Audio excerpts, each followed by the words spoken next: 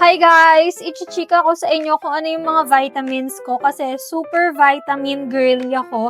Hindi pwedeng matapos ang isang araw nang hindi ako umiinom ng vitamins ko kasi takot akong magkasakit. And this is from Simply Supplements.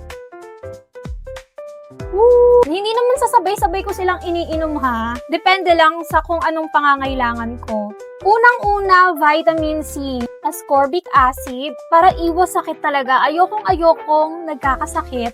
Kaya never ever ako nag-skip ng vitamin C.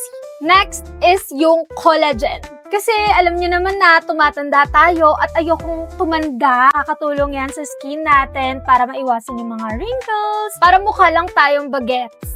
Next, itong oral sunblock. Tinatamad akong maglagay ng sunscreen madalas. At minsan naiirita ako kasi ang lagkit sa face. Hindi kagaya pag may oral sunblock. Then next, itong S-acetylglutathione. Kitang-kita naman.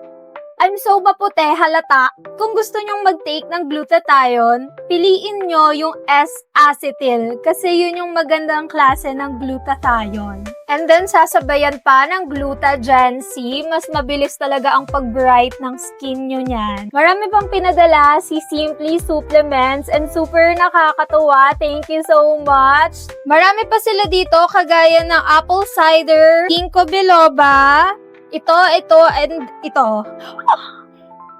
Meron pa pala sa ilalim. Ano to, chocolate? Ay, hindi.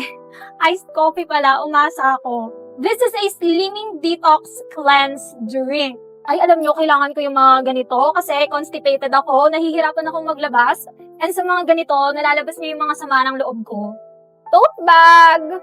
Super mahilig ako sa tote bag kasi ginagamit ko talaga siya pag nagsha-shopping, pag namamalengke, and ano to? Koji papaya soap! Kala ko chocolate! Yun lang, thank you so much, Simply Supplements!